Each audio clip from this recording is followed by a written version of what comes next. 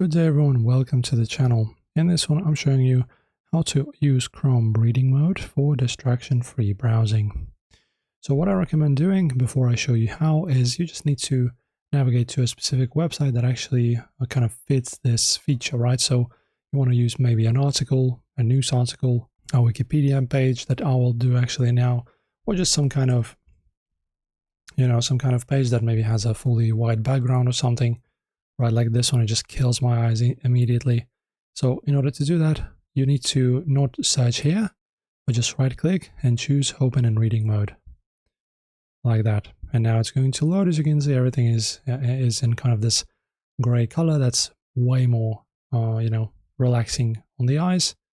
And now you can just start reading. So as you can see, everything here is still present. Nothing is broken. The links are still intact. Images. So yeah, just go ahead and read now. That is it. Enjoy, guys, and save your eyes. See you soon.